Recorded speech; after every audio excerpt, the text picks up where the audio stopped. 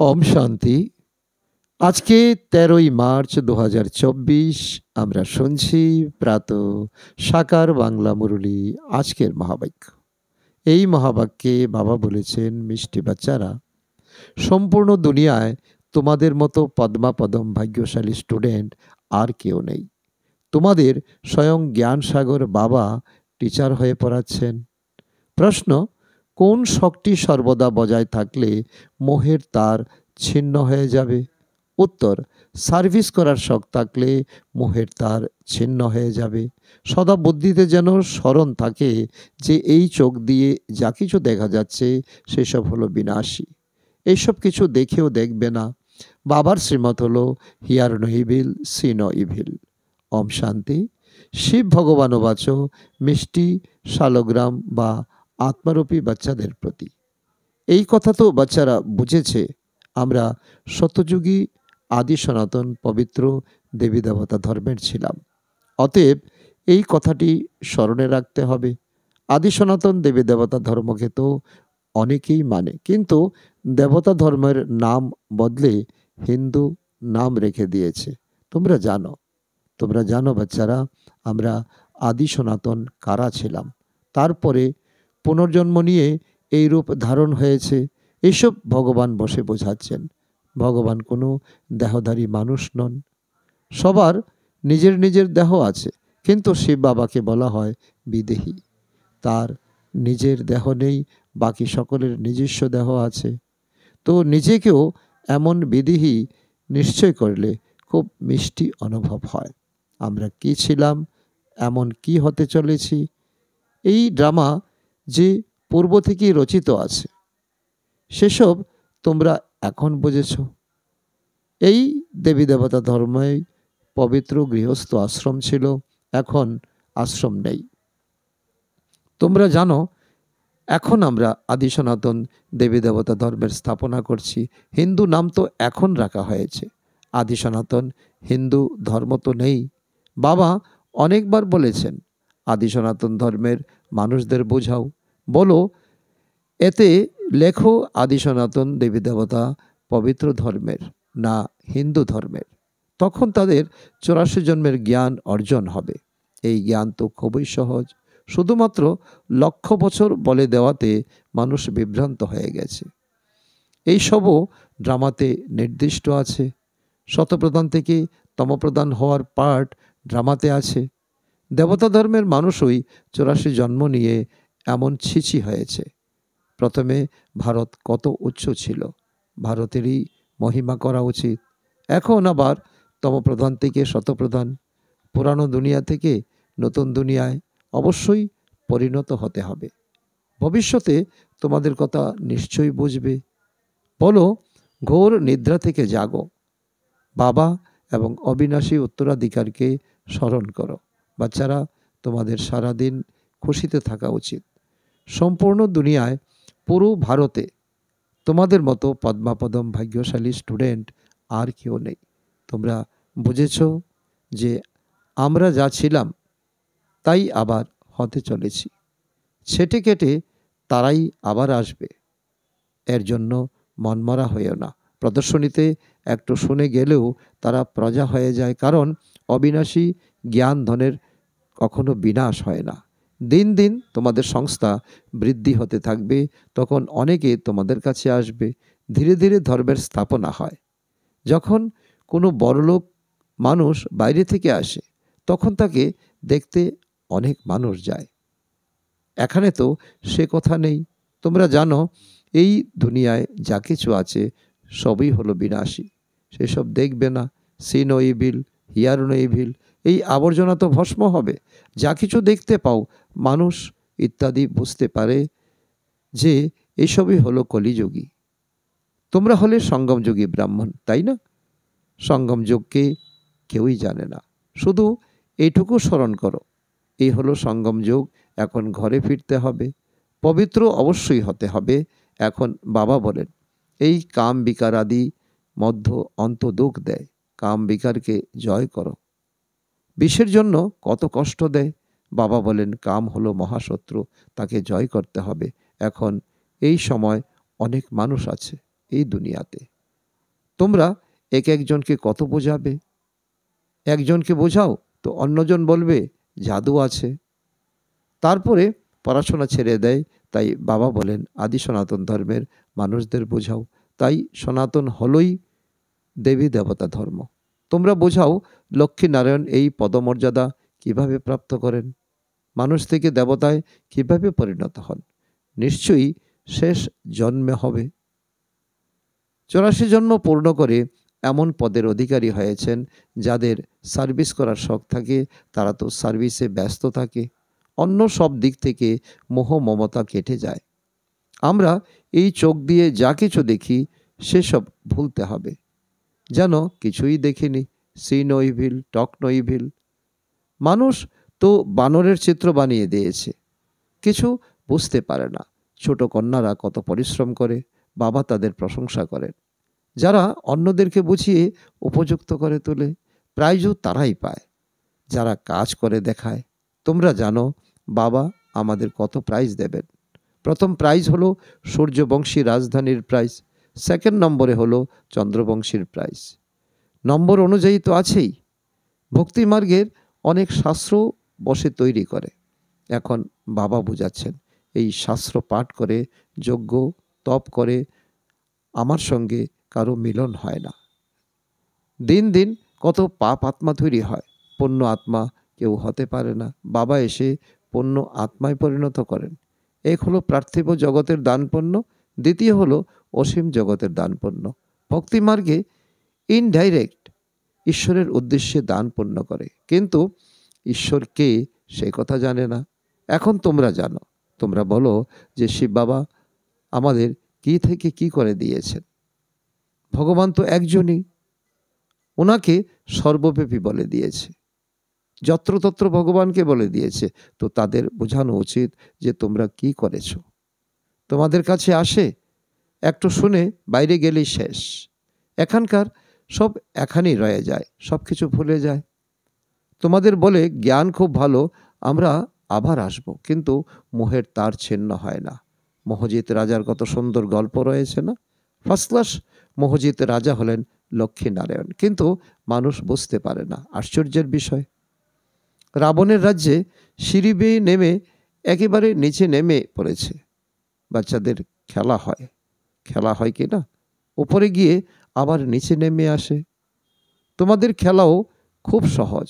বাবা বলেন ভালোভাবে ধারণ করো, কোনো রকম ছিছি কর্ম করবে না। বাবা বলেন আমি হলাম বীজরূপ সৎ চিত আনন্দ স্বরূপ, অর্থাৎ সচ্চিদানন্দ, জ্ঞানের সাগর। জ্ঞানের সাগর কি উপরে বসে থাকবেন?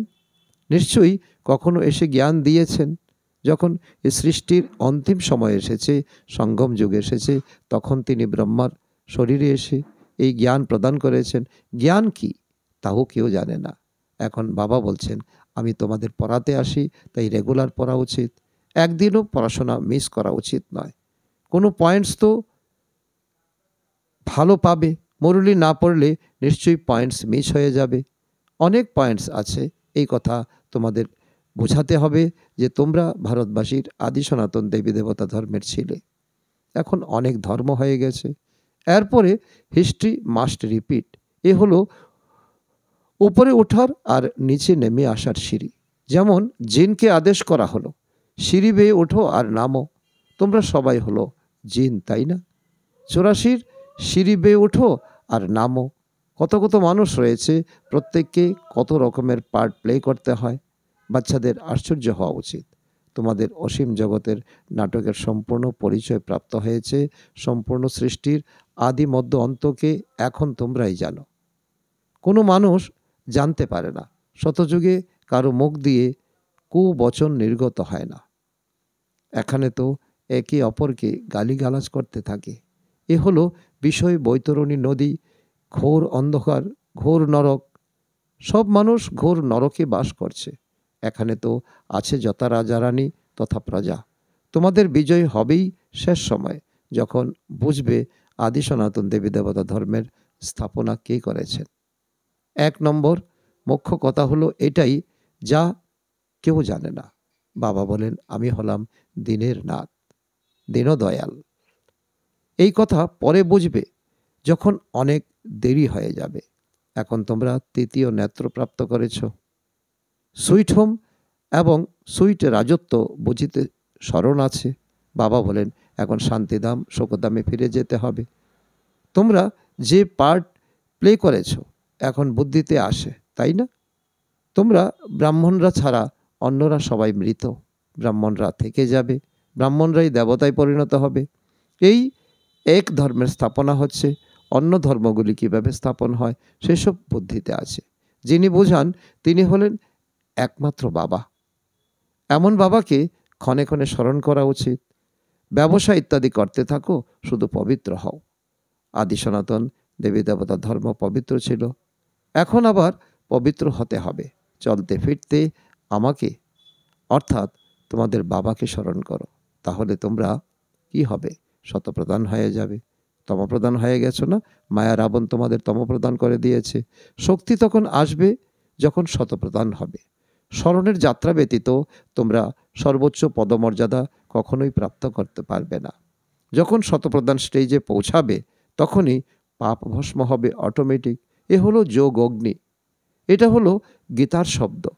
যোগ যোগ বলে মাথা মারতে থাকে, বিদেশ থেকেও ধরে নিয়ে আসে যোগ শেখাবে বলে। এবারে তোমাদের কথা যদি কেউ বোঝে তাহলে তার কল্যাণই কল্যাণ। পরমাত্মা সুপ্রিম সোল তো একজনই, তিনি এসে সবাইকে সুপ্রিম করেন। একদিন খবরের কাগজের লোকেরাও এইসব কথা লিখবে যে এইসব কথা তো সঠিক, রাজযোগ এক পরমপিতা পরমাত্মা ব্যতীত অন্য কেউ শেখাতে পারে না। এমন কথা বড় বড় অক্ষরে লেখা উচিত। আচ্ছা, মিষ্টি মিষ্টি হারানিধি বাচ্চাদের প্রতি মাতা পিতা বাপদাদার স্মরণের স্নেহসুমন আর সুপ্রভাত। আত্মাদের পিতা তার আত্মারূপী বাচ্চাদের জানাচ্ছেন নমস্কার। আমরা আত্মারূপী সন্তানরা আমাদের মাতা পিতা বাপদাদাকে জানাই স্মরণের স্নেহসুমন এবং সুপ্রভাত। ধারণার জন্য মুখ্য সার: 1 নম্বর, সূর্যবংশী রাজধানীর প্রাইজ নেওয়ার জন্য বাপদাদার প্রশংসা পেতে হবে, সার্ভিস করে দেখাতে হবে, মোহের তার ছিন্ন করতে হবে। নাম্বার 2, জ্ঞান সাগর বিদেহী বাবা স্বয়ং পড়াতে এসেছেন, তাই প্রতিদিন পড়াশোনা করতে হবে, একদিনও মিস করবে না।